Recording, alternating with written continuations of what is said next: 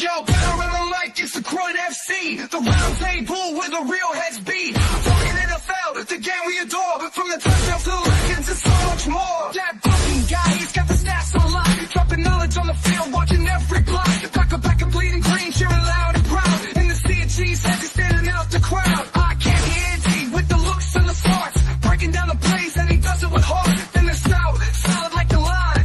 His takes are heavy, his vision's divine. Week by week, we break the game down. From every big play to every new crown. Offense, defense, we cover it all. From the springtime drafts to the winner's last call. It's not just a podcast, it's a fan's lifeline. Connecting every moment from the vines to the side. Good morning, gentlemen. And Kat, what's going on?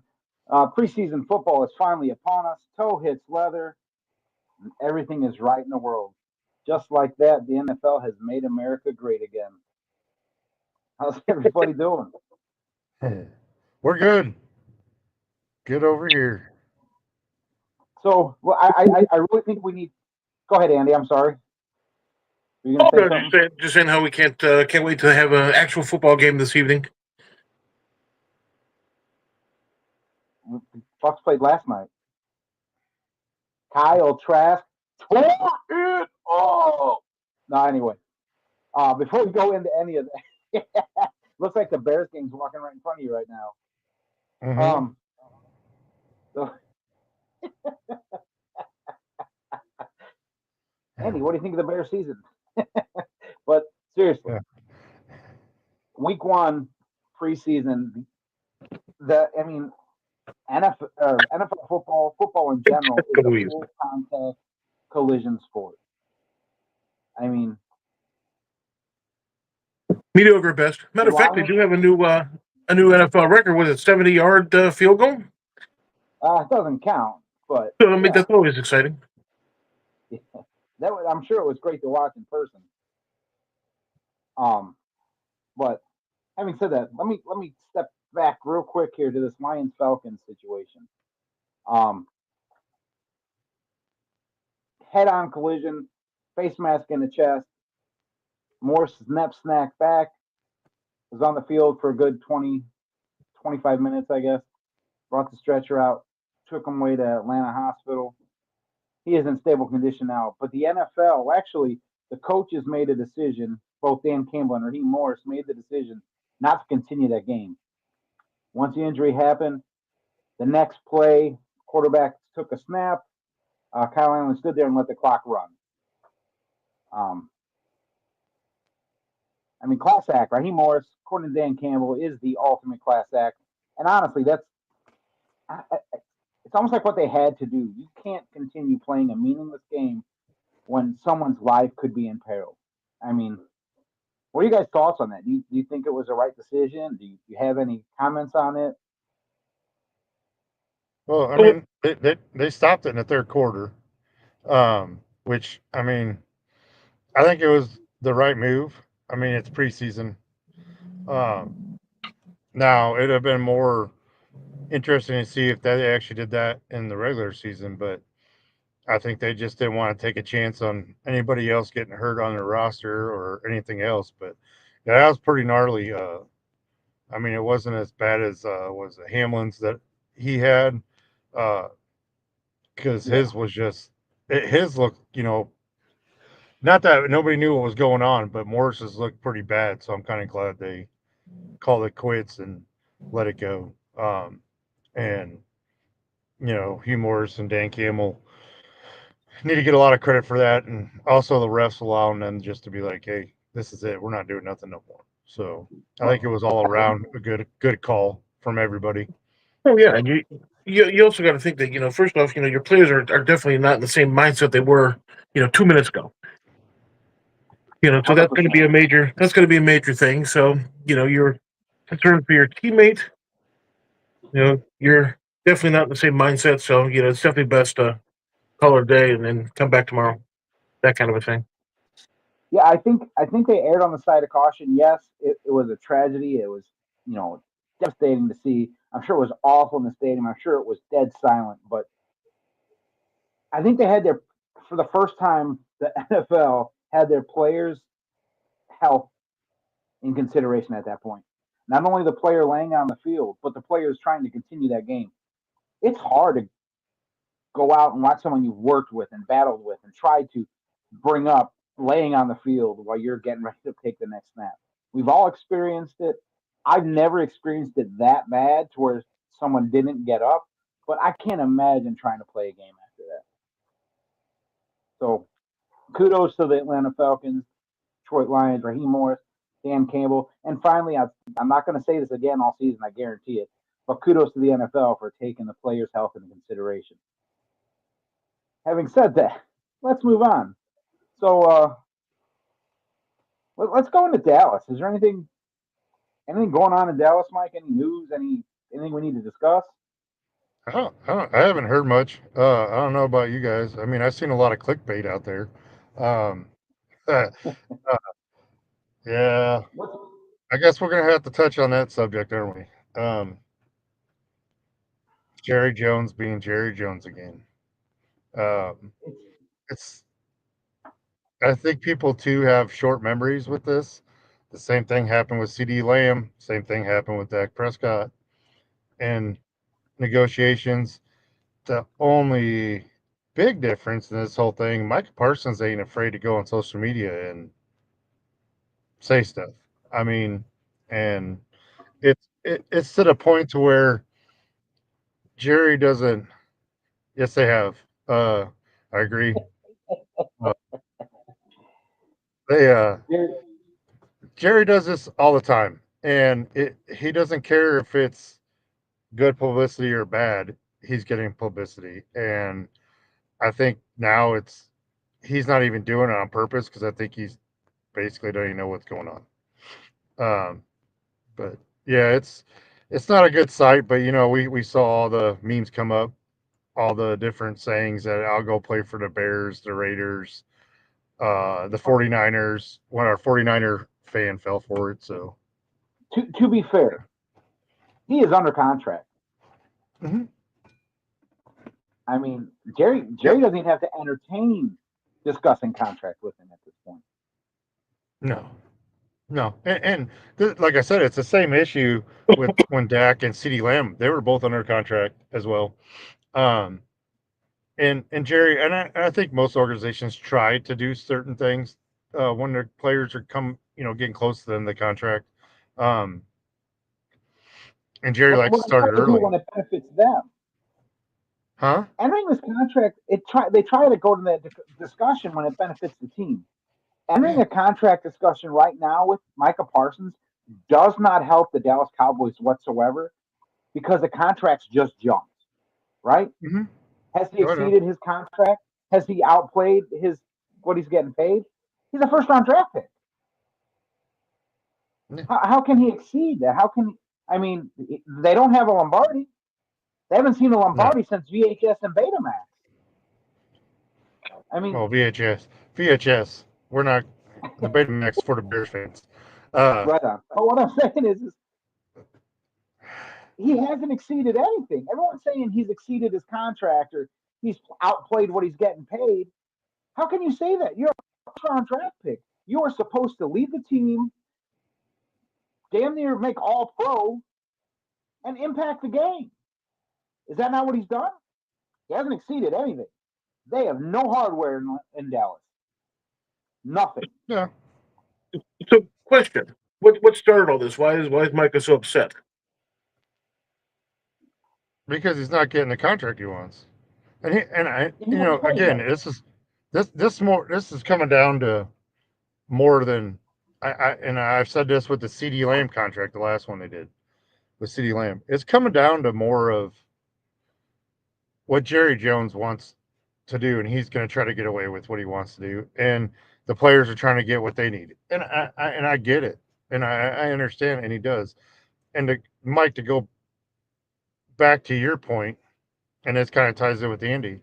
Yeah, he's a first-round draft pick, and I see everybody saying, "Oh, he's exceeded this, exceeded that." And I understand. I get both sides of it, and he has exceeded. And I get he's a first-round draft pick because how many first-round draft picks are bust every season? but he's getting double teamed all the time, and he's still he's a big play person, and yeah, You're not and wrong. and I get it. And like my thing is like I get us fans like, oh well, I'm only making this. Why is he bitching? And I get it, but this is where we're at today, where these guys are making ridiculous amount of money to play a game that we all love that we kind of played somewhat for free. Um, it My comes body don't down, say yeah, it comes down to what they have to do to stay to play at that high level, and it costs a lot of money to do that. And I get it. I mean, you could take it away, but it also comes down to does he deserve the money that he's talking about? And the answer is yes.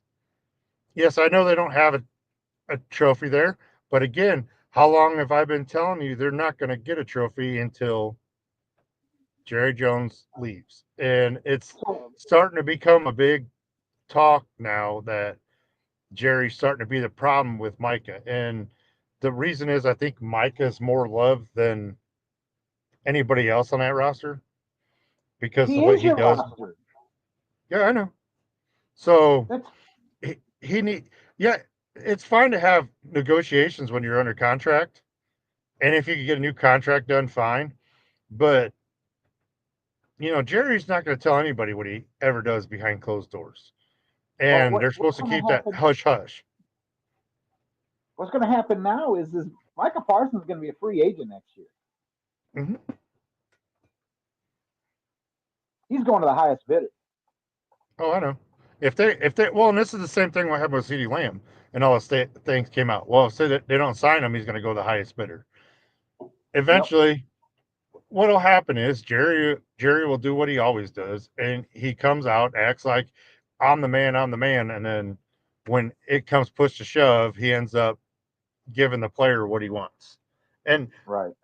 now let me ask, this is where I had arguments with Cowboys fans on the sites because you know how much I love to argue with stuff. What? If any contract that you want to put out in social media and complain about, this is the one.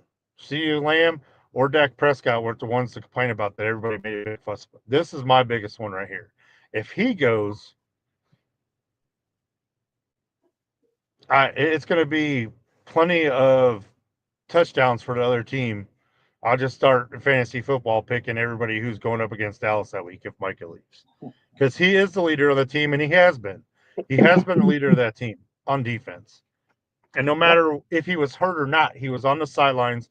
He was talking to players when he couldn't play, showing them stuff. And that's what you want in somebody. And, everybody wants to say Dak's the leader. Dak's not the leader. Half time they were playing, he's sitting up in the box. Pay the leader of that team. He's the face of that team. I don't care what anybody says. And that's kind of where I'll leave it because I really am like I think it took off just like it did before, and I laughed about it, and it's just it's Well, it's interrupting definitely not. more important things, Definitely you not going know. away. No, and again, Jerry, it takes away from what the team's trying to do because that's all everybody wants to talk about. And then you got guys in the locker room. Well, I'm not happy about them not signing Micah. So now we got locker room issues. You know what I'm saying? Like it just he doesn't Yeah. understand what he does all the time. And I think he thinks he knows and he just it's time for him to go bye-bye. So Yeah. Right one on. way or another. Well, let's transition away from Dallas real quick because there's another player that's complaining about his contract, and he's not as high of a draft pick, but Scary Terry wants out. I mean, McCoy wants out of Washington. He wants more money. Or he wants to play for a contender. In my opinion, Washington is a contender. What you think? Terry stays in Washington? Either of you? I None of I you? I don't well, I was gonna get let Andy talk because I know he's hurting down there being quiet the whole time. Uh but I again, look, let's not just look at this past season okay, let's go back and look a few seasons ago. Who was their offense? You're He not was. wrong. Like, Yeah. I mean, they got their new coach and changed everything in that organization. But we take away last year and go down since he's been there from a rookie. He's been their whole offense. But again, He's when been a you lot take, of their but he's also go been a ahead. big part of their offense last year. So He's phenomenal. He is definitely their offense. yeah, But now let's spin this real quick. Okay, third round draft pick. Has he exceeded expectations? Has he exceeded his contract? Probably. But you know what? He's on contract for another year. So Washington yeah, can force him to play this year, franchise tag him next year, and then say, okay, now you can go do what you want. Well, now he's yeah, exceeded the age. You know what I mean? He's yeah. the expectation, the average NFL career is 3 years, right? So at that point, he's at what, year 6? He's not old, but he's not young by NFL standards, and it's gonna hit him. It's gonna drop his pay. So I think Terry's stuck in Washington. I don't think he's going anywhere. So here's like a little bit of an abstract for you. You know, it'll eventually tie in, but let's talk about like the Arch Manning thing. So with the NIL in college and things like that, I guess he has an NIL that's worth somewhere in the $6.6 million range. So if by chance you have the idea of having teams that are actually going to start to tank and stuff like that in order to be able to get him in, the 2027 season, because Archie Manning already said, no, he ain't coming out in 2026. Okay, so if you're making more in college, what's that really kind of do with the salaries and things like that in the NFL? Because Yeah, your total is only whatever it is, 175 million, 178 million a year, or whatever the case is. Is that going to bump everything up now? Is everything going to start to well, change salary wise for the other teams? I I think got we're two entering. theories on that. Go ahead, Mike. Go ahead, Mike. Okay. Basically, I got two theories on that. One, you're going to see the people the players that want to go to the NFL and become great, like really good players are going to go. Um, and and two, the people that are in college that are good football players that probably would be like third or fourth round draft picks are going to stay to their senior year to get as much money as they can. So when they do drop or go into that round, yeah, they'll be making less money. But if I did it right, I saved all my money in college. Like, Right. um, go ahead, Andy. So that brings up another question. So you remember, of course, back in the day, you had several players that basketball used to be, used to play all 4 years, football used to play all 4 years, things like that. You think the whole one and done, two and done is going to be at an end also? You're going to say all 4 or 5 years? I think it's going to go back to the old way where there's going to be like a handful of players that are going to leave college to go to the NFL that are juniors uh, that will be leaving, but I think you're going to start seeing more of kids staying in. I mean, a perfect example that I like to use, and of course, it's Kenneth Grant from Michigan. He was there he was going into his junior year, and he got drafted in the first round by the Dolphins. Like, I, I think if they test the waters and they see, oh, I could go in the first and second round, and if they want to be there, I think they're going to leave. But if it comes down to money, and that's all it comes down to for the person, I think a lot of people are going to stay in college and get that money. But again, that's when this came out, I told everybody we're going to start paying. They should at least sign a 2-year contract at a school, so they can't just All right. bounce and bounce. Sure. 2 But points. then at some point, do you think that they should actually also have to pay for college? Who's giving the best scholarship? It's not even a question anymore. It's, who's got the best deal. And so if that being the case, do you think that they should actually have to pay for college like everybody else? Or do they still get free college and millions of dollars? Yes. Yes. Let me. I I got. go ahead, Mike. Go ahead, Mike. All right. Well, listen. I got 2 things I want to say after I make this comment on Andy's point. You are at that school on a scholarship because you can do something better than most people on the planet. That's academically. If you're on an academic scholarship, you're better at making the grades than most people on the planet, right? They have they have academic scholarships. They have scholarships for attendance, okay? If you go to school every day, guess what? You can get a scholarship for going to school every damn day. Athletically, you're better than the people, so you deserve that scholarship. Now, what you make upon your name and what you make upon your image and what you make upon your likeness is a different entity. You are then your own business. You are a LLC essentially, right? So there's that. So yeah, I think they should still get their scholarships. I think they should still be paid to go to school, because it sucks when you're a scholarship athlete and you can't get a job because you can't make X amount of dollars or avoid your scholarship. That's stupid. The NCAA was wrong for many years. Having said that, now let's move into my other points. The NFL could quite possibly be quickly turning into the salary cap of Major League Baseball. And the only reason I say that is because the only way to compete with these NIL deals is to give them, okay, this is your salary cap. If you exceed this, you're paying this. Because they're going to have to pay these players if they want them to come out of college at a young age to get the most fruit for their labor. That's what they're going to have to do. And they're going to have that, it's going to be like the Tampa Bay Rays. They have to be creative to compete in Major League Baseball, right? Because they don't have that large market. They don't have that large dollar. Whereas teams like the Dallas Cowboys are going to be like the New York Yankees, where they can just pay whoever the hell they want and throw this money around. The Bears could do that too, but they're in that whole, penny pinching mindset. But, I mean, that's what I think it's going to come to, is the NFL is going to have that arbitrary salary cap, even more arbitrary than it is now, where you can pay players whatever the hell you want as long as you're paying the penalty. Does that make sense? Well, it does. Are you done? Because I want to touch on what you. I just want to know. I want to touch on what you're bringing up about baseball. So again, every time that we're going with the NFL now, the union goes in and talks with the owners and the NFL, because basically it's a company, it's a business. Let's not, first and foremost, let's bring that up.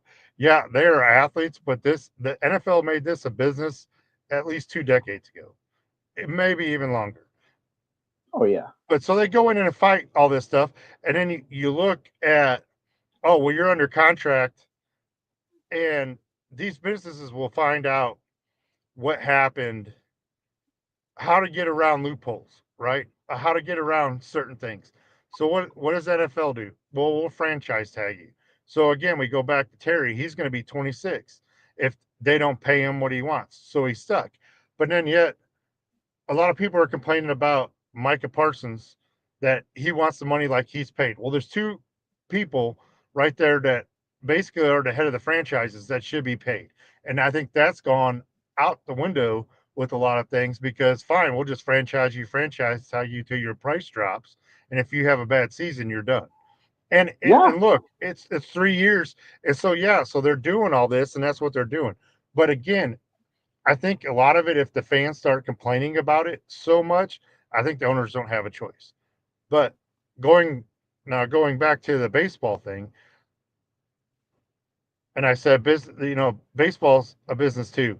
What the LA Dodgers did, they found a loophole around the contract to where they could pay Ohtani all this money, but they don't have to pay it till the very end, right? So now they have 3 people under contract down, I don't know the exact dates, but it's like 2036 or 5 or something like that. Yeah, they pulled the Bobby Bonilla. That's what they did. They Bobby Bonilla. No, but see, there's going to be a difference between what they did and what they can do. Because if you start looking into it, because I have somebody that looked into it, when they get up to a certain year, they could tell them, oh, well, we're going to trade you or we're going to release you, and they won't have to pay him the rest of that money. Yeah, and so it sounds right. it sounds good, but it's not. They say it's guaranteed, but it's guaranteed up a certain amount, up to the certain year, and then after that, then they owe the real big money, and they're trying to they're going to be putting it off, and I think that's the new thing that's going to be coming in all sports is all the people want to see is the number. They just want to see the number. So we'll give them the number, but 6 years down the line, we could get rid of that contract and and people forget about it. And I think that's where sports is moving, to be honest with you. And that's actually a pretty good point. I mean, if by chance you take Bobby Bonilla, for example, who's going to be getting paid until what, 2035, 36, whichever. Something like that, yeah. if you're looking at long-term contracts, let's say you sign a 4-year contract. We'll use baseball as the example. He's got a 10-year, $700 million contract. Okay, so you're making, let's say, 3 to 5, 10, 15, $25 million for that first 10 years, and all of that's going to be a longevity kind of a thing. So you have like the Bobby Bonilla kind of a deal where you're always going to have money coming in. I think that actually might end up being a pretty good idea because, especially in like football where you have the potential for, head issues later, you and your heirs would have that opportunity to be able to actually stay, at a Yeah. certain level and be able to either, pay for treatment, whichever the case might be, and be able to have, live comfortably in your golden years if you hopefully make it that far. That's actually not too bad of an idea, but it's just one of those things where, that's going to be, it's going to be a reactive situation as far as a proactive. Well, So, yeah, you have, The, yeah, the, you just got players that are in college right now that are making so much money that they don't want to come out to actually take a pay cut. And so that's why, things are going to have to eventually kind of adjust themselves. And it well, probably end up being this is through the NIL. another point with that before you go in to find out people with real head issues, the Chicago Bear fans. Let's get into this. So they can make all this money at the NIL, but they've got to graduate at some point, right? They're not going. You can't stay playing college football forever. So they're I don't going to know. have to graduate. They're going to have to advance from there. You only have so many Yeah. years of eligibility to play ball. Injuries are a real thing in the NFL. We just saw a player that was on a NFL roster, carted off the field, game has been completely stopped. So you have to know as a player that nothing is guaranteed tomorrow. With that NIL, you've got to weigh that with the potential of, money now or long-term money. Does that make sense? Well, And yeah, I and get it. if these players have agents that are looking out for their best interests, they're not going to stay playing for $3 million a year for a total of 5 years, where they can go to the NFL and make $27 million a year in 5 years. Does that make sense? You Yeah, got but that time. Go ahead, Mike. yeah, but I mean, I get what you're saying. But again, we're talking about, like Andy brought up, Archie Manning, and we're talking about all the big name people that are going to make a little bit more money. But what I always try to talk about, let's just talk about the average college player that will go in the fourth, fifth, sixth round that won't get a lot of money. He's going to stay as long as he can and graduate so to earn more money than he did in the NFL, because that's where I think this is going. I kind of leave all the big names and stuff out of it because they'll make a little bit less money than what they made in college, and they still got to graduate and all that stuff. But I always look at it as the people that have a shot at the NFL, and they're going to want to keep as much money as they can to help them through the NFL when they go to the fourth or fifth round, and they bounce around the NFL and they bounce around and Yeah, for the they league make their money. minimum. Yeah. Yeah, they make their money in college. I think that's where it benefits more than the people like Archie Manning, and you start taking your first and second rounds. And I think that's where I dive into it more than the stars and stuff, because I think it does more for the actual college athlete.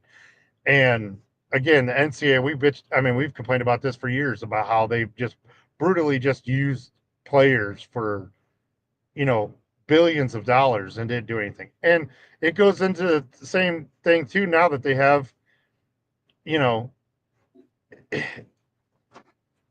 yeah, it is. It's the wild, wild west. And I He's said not when wrong they either. first and I said when it first came out, they should have rules in place of, you got to go for 2 years, you can't bounce around and all that. But again, I think people are going to stay in college longer than they normally do, unless you're going to be a first or second round talent, Well, and yeah, and that's what that's it's going that's to come. great.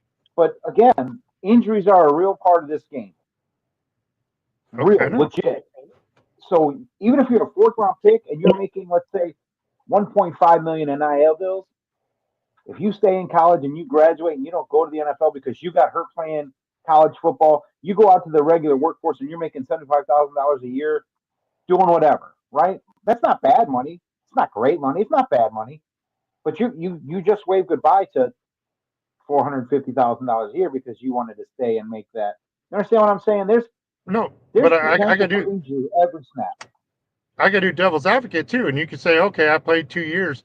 I'm gonna go in NFL. I dropped to the third round, and preseason game, the first preseason game, I get hit so hard that I'm done for the year, and I just left what a couple $1,000,000 sitting on the table that I could have stayed in college. I mean, and then it comes down. It comes down to like our opinion. You know, we're talking about kids and adults, young adults. I say kids because I'm getting older. I'm getting up there in age, but Yeah, you we're are. talking about young adults, and um, they're making the best decision what's for them. And I think that's the biggest thing. And if it comes down, it's better to stay in college. It's better than to stay in college. I think, but you're going to see more of that now than you have before. And I think the NCAA actually too gave more scholarships because of this issue, which they could use on other sports as well. So it's helping everybody out. This college NIL stuff. Does it need to be tweaked? Yes, but it helps out all the sports in college more than just our love of football. So go ahead, Andy. Then I'll make one comment. Well, yeah. One last point is okay. So you're taking Arch Manning as the example. You're taking the NIL. You're taking the fact that the NFL's rookie contracts are relatively low. Fine, fantastic. But you have that. Let's just say he's a generational player in Arch Manning. How do you make sure that you prevent or whatever, and how do you make sure that teams are not tanking in order to be able to have that opportunity to be able to get that player? Yeah, that's been going on for years, though. Sure. I mean, that's why the NBA went to the lottery, right? But yeah, that's a whole nother. We have derailed this show from jump, but before we go, I mean that's why the NBA has the lottery, right? So the teams can't tank just to get the first pick. The lottery, and that's rigged too. Whatever. You can't convince me that LeBron James went to Cleveland, whatever. Anyway, now this is the last thing I want to bring on the NIL situation, and we're going to go to the Bears because we've already spent a half hour on this jargon. But all Bears on time. Should the players be required, since they have an NIL contract? Not all players, but only because trust me, college athletes don't have NIL deals. But for the players that do have NIL deals, should they be required to carry their own insurance? College athletes get full coverage insurance from the college as long as that injury happens on campus, on the field, or in practice, right? So you could consider that to be like a workers' compensation kind of a thing, because now you're technically an employee working, for the school, almost like a 1099 kind of contract type of employee, but that would be like a workers' comp type of a deal. Or are you a contractor? Mm. That's where it gets interesting. You're enrolled in the school. You're basically all about the school, so you should be technically I think it would be like a workers' comp thing, but I'm certainly not an insurance person. Not a. However, you are making money off of your image, your likeness, not the school's. Within the school uniform, within the school setting. Unless they're doing commercials on TV. So, okay. Let me ask you. This is where I'm going to take this one, and I'll be done with it. So, because I've had this conversation with other people before, because there's a big gray area for all this stuff. They are on scholarship, correct? When they've been on scholarship for years, if they got hurt, the schools covered it. Now they're getting paid for their likeness.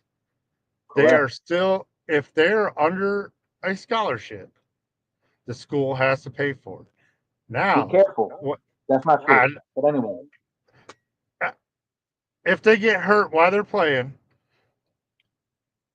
for the most part, the colleges pay for it. But I'm saying is what's helping the players be able for the players if they do get injured for that. Should they have to cover their own insurance? Not if the schools got them there under scholarship, but that's the thing. If they can't open this Pandora's box if they try to do that, because then the scholarships go out and now you have basically college football is going to be even worse with the Wild Wild West, as Med I said. can It's tell going to you get worse. firsthand. I can tell you firsthand. If you are injured playing summer ball or spring ball, to where you are not in class, enrolled as a student, your scholarship honestly does not exist until you step foot in a classroom. Yeah. Well, that's what I mean. But you could be on So scholarship, but you there's a could be on gray a area. scholarship and get hurt in practice Yeah. But because I they know haven't that's what been I'm. to class. They're not a student athlete. You're an athlete until you attend class. I know that because my scholarship was voided when I was injured. Yeah, I know. And that's what I'm saying. There's already a gray area, and now they're just making it bigger if they do that. Now, do most of Speaking the, of gray area, but what's that but on your here's the, chin, bro? huh? I said, speaking of gray area, what's that on your chin? Don't worry about it. Look how lush and dark this is. I don't use just for men to make myself I look don't good. either. I It's just the like, lighting. yeah. Uh, You should use hair clip for men. Anyway, let's get no, on to but it's a something great. else. We beat this like a dead horse. Don't make me hit it. I'm gonna beat it some more. I'm excited. Let's talk about it some more. I You're mean, gonna what? there's nothing. There's nothing else. There's nothing else to talk about. We might as well just finish the show out with this. Let's go, Andy. What you got going on in Chicago? Fingernail. Well, we got both actually. We got stuff and things.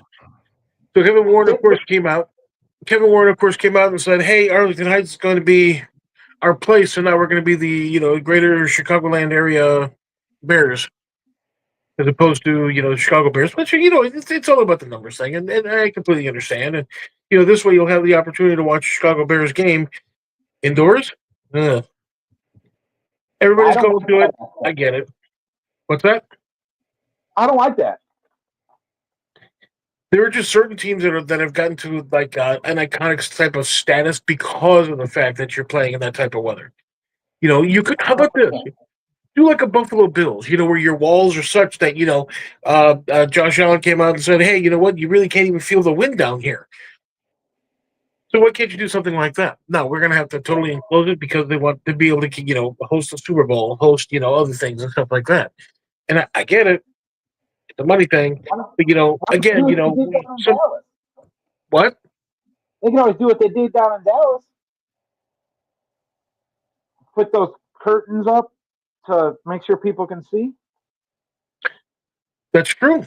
That is true. But Seriously, go ahead, Andy. it's just that you have that opportunity to have like a multi-seasonal, and it's all the money game. It's all the numbers game. That's true. But you just reach a certain level. Green Bay Packers, of course. Chicago Bears, of course. Even Buffalo Bills. Those type of teams. Always play in inclement weather, and that's just kind of sort of part of not only the ambiance and the history of it, but and again we've talked about this. If you really want to be a Super Bowl champion, you should have to be able to go into one of those type of environments and actually be able to win. If you're from LA or something like that, Florida, and you go in and you can actually win versus a team that's used to playing in that type of weather. If you can go in and win in 2 feet of snow, that's the reason why you're the champs. I agree, and the NFL. I mean, the Chicago Bears should never play inside. It's called a windy city. There's something to be said about going into. I hate Soldier Field. Don't get me wrong. I don't like the layout of the stadium. I don't like leaving the stadium when the game's over. But anyway, there's something to be said for going into that field or going in that stadium and feeling the wind just swirl around the stadium. I mean, it's insane. Sure. And that's a great home field advantage for Chicago. And the reason why it's called the Windy City is different historical context. But think about it like this: you have like the fog game and stuff like that. You've got like those games where you're trying to kick a field goal and the ball takes a 90-degree. Those things are still being talked about today.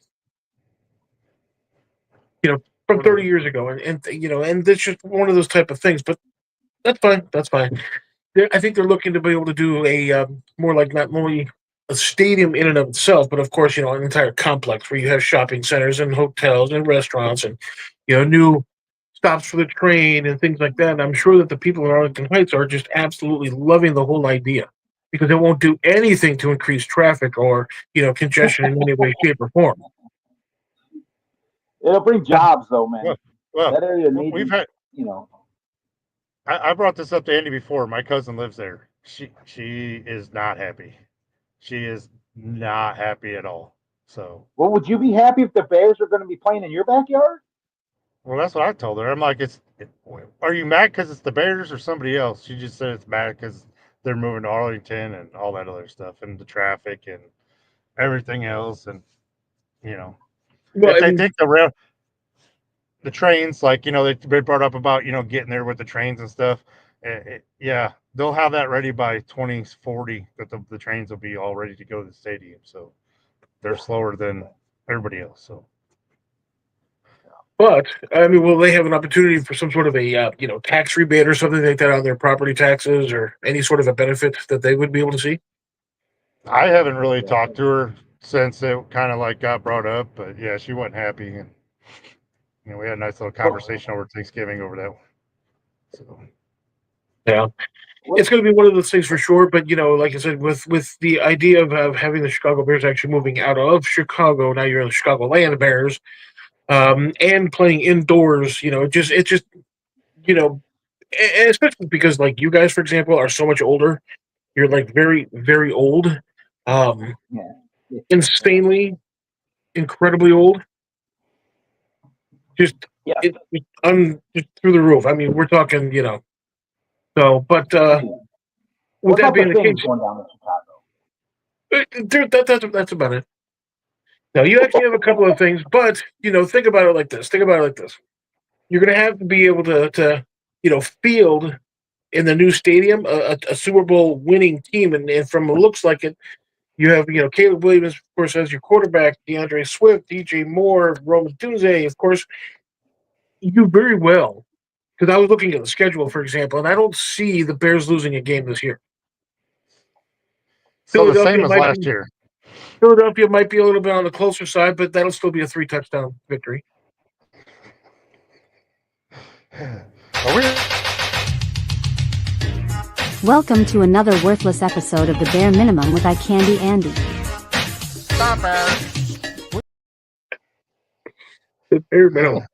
No, we got some good things going on. Colston, for example, he's showing some stuff, and I guess the some of the Dolphins news crew was actually kind of upset with the Bears being a little bit too aggressive with some of their players during their dual practices. But tonight's night where you're going to see it all kind of sort of culminates with Caleb getting probably a play in, if that, and then kind of go from there.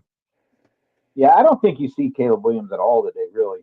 And I think they're dumb if they do play him, unless they're wanting to get him hurt so they can actually start Badgett without having issues from the fans. Yeah. I mean, It's possible. anyway.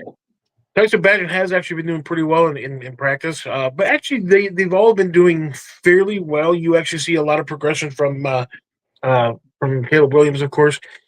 It's interesting because he would actually be focused on certainly practice and things like that. And he would be hitting everything in stride perfectly. He would be dropping dimes, in the back of the end zone. You come out for an afternoon, walkthrough and stuff like that, and he can't hit a slant.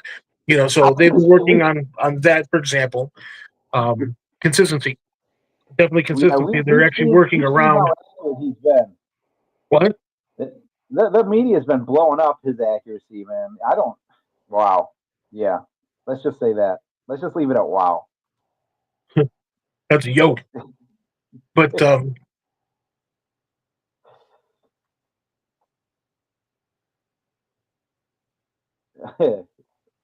saying I'm watching on my phone. I can't really see. ESPN's going to be kind of interesting. Anyway, we'll touch that another time. Just to finish up a couple of quick points. So, with Tyson Badgett, of course, having an extra year, of actually experience, I think that's probably a major plus under his belt, of course. And now Caleb Williams is starting to be a little bit more consistent. You have a few extra targets that he can actually throw to. The Bears have an offensive line that's actually bordering on okay, actually. Everything from Thune that actually came in to who's it? Ozzy Trapilo, all 11 foot 5 of them, all 330 pounds of them. You have players who are actually first year, second years, they're actually playing like veterans, and it's good to see that everything's starting to come together, and there's accountability within the organization.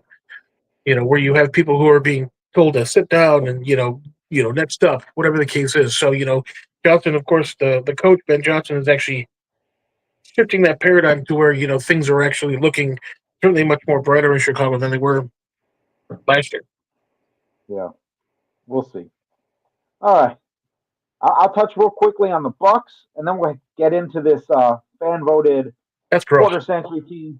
I thought it was fun. You guys were irritated and annoyed because there's not many. Yeah, but Yeah, anyway. we'll get to that. So real quickly, we'll go over the whole Bucks situation. Last night the O line looked solid. There were a couple bad snaps by Klein, one really bad one that dropped him 20, 30 yards deep. Other than that, he looked solid. He's the offensive tackle, offensive guard, transitioning to center. They're trying to get him some work there. They're also trying some other players to get some depth across that line because Tristan Wirfs being out has really, really hampered them. They're going to be a little short. But overall, run game was solid. Defense looked suspect at points, but again, you're in the preseason. You're running a base defense. You did have 3 turnovers. You did have 1 pick six. So in all, not bad. The buzz around Shiloh Sanders, not sure it's just hype, not sure if it's real. He did have some splashes last night. He made his presence felt. But again, everyone falls in love with that unsung draft pick or not draft, unsigned free agent, whatever you want to call him, that becomes a fan favorite in preseason. Kyle Trask. Kyle Trask, honestly, Kyle Trask looked above average last night. They brought Teddy Bridgewater in to push Kyle Trask, and Kyle Trask last night was like, nobody else is going to hold my clipboard. This is my clipboard, and I'm going to run it. So, I mean, he took command of that. Hey, you got to respect the man for that. But anyway, now let's get into what we have here. Hang on, wait, before we go there, you didn't touch on your lineman that can't play because he's too fat. Yeah, he's not going to play. All right, let's get into this. He shouldn't be touching on anything, first off. Let's get into this. So, again, we have the Krewe NFC Roundtable quarter century team. I will break it down, go through the roster. We can discuss it after I go through it. But at quarterback, from New Orleans Saints, we have Drew Brees. Running back, Adrian Peterson, probably best known for the Vikings. Mike Allstott with the Bucks at fullback. Witten, your tight end from Dallas. Williams, Allen, Kelsey, Martin, and Wirfs are your offensive linemen. And at wide receiver 1, Calvin Johnson. And at wide receiver 2, greatest receiver of all time, Mike Evans. All right, where'd they get it right? Where'd they get it wrong? I think we got a lot of recency bias in this. So, quarterback. Are you guys good with the quarterback selection of Drew Brees?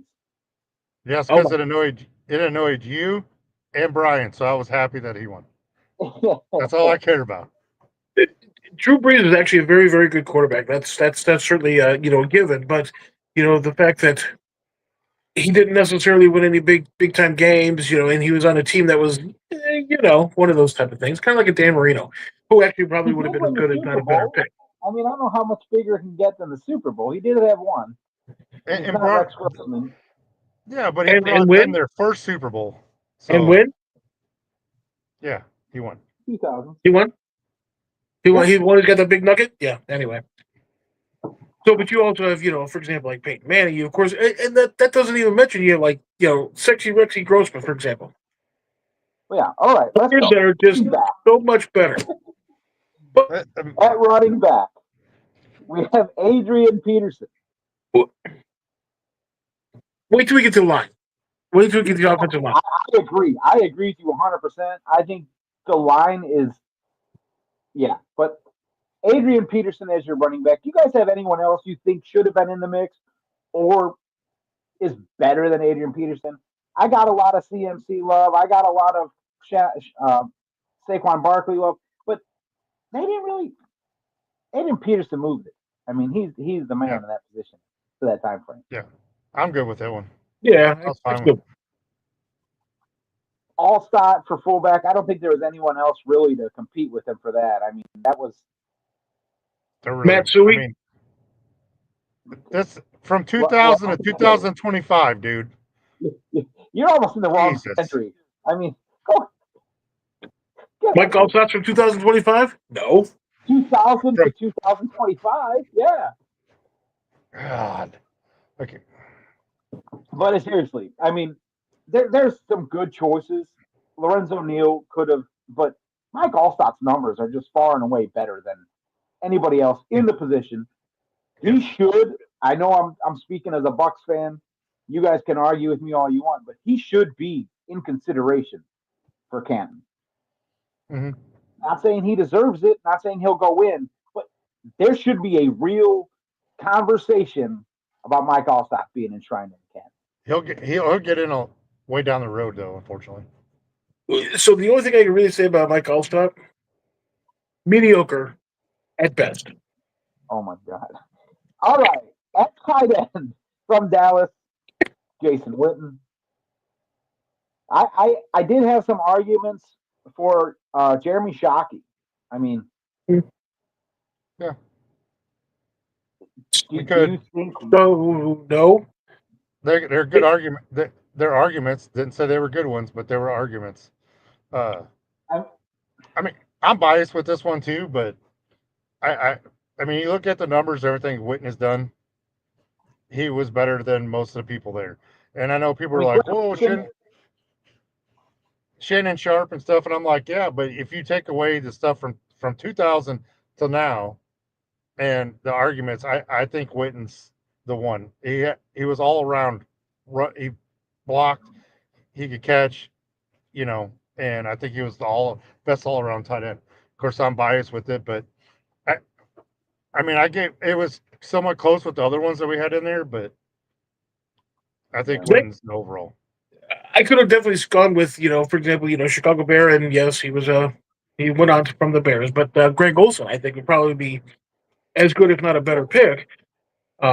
Just simply, and think about it like this: if you're looking at generational, the Dallas Cowboys, of course, had a dominant team back then, but the game has changed quite a bit since then. Like literally, you can even say that with the Bears, in the '86 and stuff like that. But I think Greg Olson actually was more of a prototypical type of a tight end for this generation, as opposed to Jason Witten, who was a very, very he was a solid player, but I think the actual game had changed, and that's why you'd probably have to go with someone a little bit more.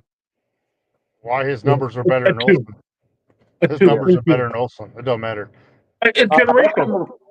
The tackles. Yeah. We're running out of time. You guys shut your face.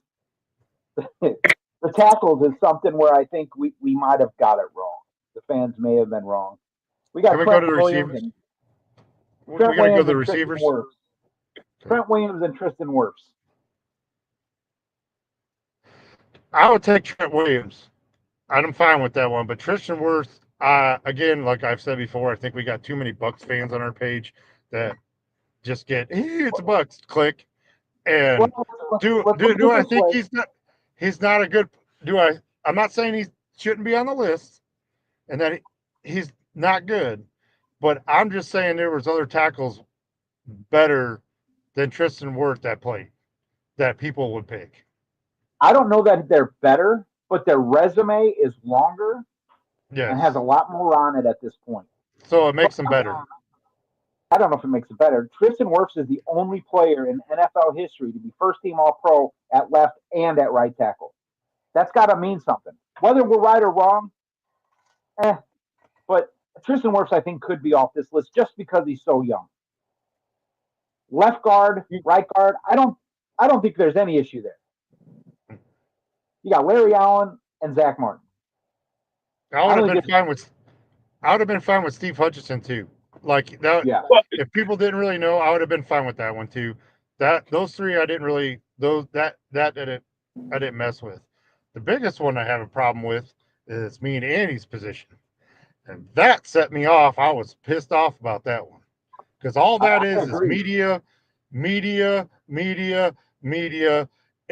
I even said, Andy, if the pick should have been in there. I know people said Travis Frederick, and yeah, I could go along with that pick.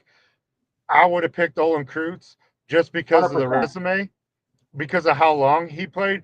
But if you went by just looking at what Travis did for the years that he was there, of diagnosing and everything else, it was up in the air between them two. And I would have picked Travis because I'm a Cowboys fan. But if it came down to, okay, Travis ain't there, I'm taking Olin Kreutz. Like, Yeah, I don't 100% on understand Olin Kreutz. why he, and it comes down to because Kelsey's in the media and the podcasts and all that. That's all it was. Do I take away what he's done? No. But Olin Kreutz was a better center than he was. Oh, I absolutely. agree. And you got something to say on this, Andy? Because if not, I got one thing I want to say, and then we can. So yeah, you actually touched on it exactly. You're looking at 7 straight Pro Bowls. You're looking at he actually Roberto Garza. He actually taught him. He actually taught several of the players that were actually solid centers for the Bears, for example, who would eventually go on. But you're looking at well over 100 straight games. You're looking at it was just one of those players that really actually oddly enough transcends. And I think Helk being at center, I disagree with that one. So Yeah, I honestly think Olin Kreutz deserved that vote. I think he deserves to be in Canton. I think he's such a good anchor, such a cerebral player. That's the difference. I also think Jason Kelsey got all his hype because of the tush push. And if you don't, I mean, he was a great center before that, but what pushed him over the top was having a guy that can squat 650 pounds at quarterback, pushing your ass forward into the end zone, getting that first down. He's a part of the most impossible play to stop in NFL history. So that I think, I might be wrong, I think that added to him being pushed over the top. But all right, Mike. his podcast is his wife's thing on social media, and then he has a brother who actually has had some success. I Yeah, think that's probably what, if anything, pushed him over the top. Because if you're looking at actual players, good player, absolutely a good player, Super Bowl winning player. That's cool, but no, I think you actually kind of put them side by side and stuff like that. Yeah, I think Olin. yeah. Oh hell, even Mark Stepnoski. I was always a big fan of his too. Actually, Yeah, but he Yeah. was in the 90s, not Yep. 2000 and 2025, Andy. All right. This is it. Last position. Mike, I know you're kind of angry about this because Dez wasn't mentioned. Not a single Dallas No, Cowboy fan no, came to his defense, just so you no. know. But I Calvin didn't either. Johnson at wide receiver 1, Mike Evans at wide receiver 2. And again, I'll say it again. Too many Bucks fans on here. If you don't think Fitzgerald should have been there, you're crazy. Fitzgerald has more touchdowns than him, has less drops in his whole career than Mike Evans had in his first 2. You people are crazy, and I've had enough of it. Between the wide receivers set me off, and then Olin Kreutz not getting in. That just, oh, my blood pressure went. I had to take like 3 pills to get it to come down. Y'all people driving me nuts. I That's agree. all. When I put that up, I thought for sure it was going to be Calvin Johnson, Larry Fitzgerald. I didn't think there was another option. I mean, Mike Evans is a phenomenal receiver. Mike Evans leads the team. He bringing everyone up with him. He's had multiple quarterbacks. He's had multiple 1,000-yard. I get it. Multiple 1,000-yard seasons. He is on the brink of breaking the record this year. If he breaks that record, does it make a difference to you? Does that change your opinion on it? nope. His resume is too small. When he finishes He's his career, small. when his resume, when he gets between Fitzgerald and his resume, I'm not taking away what Mike Evans does. But if you're picking a team and you want somebody, I would take Mike Evans in the slot for a third receiver. But I want Calvin Johnson and Fitzgerald, the TD catchers. Sorry, I want to score points and win. I don't Well, want I just don't yards know. in. I don't want just yards. Exactly, and that actually brings up a very, very good point, and that probably might be the last point of the show is Jack. Having said that, gentlemen, I appreciate your time today.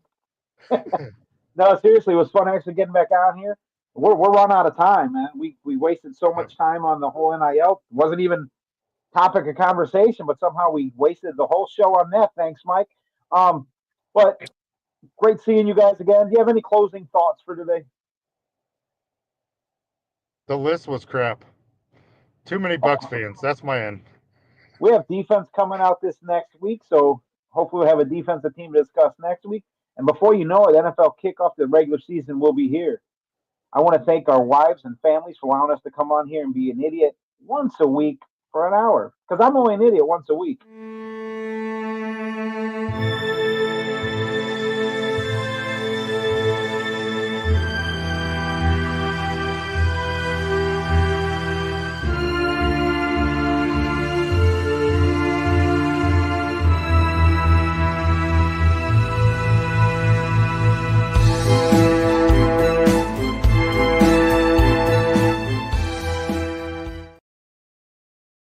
Disclaimer, Mike's an idiot 7.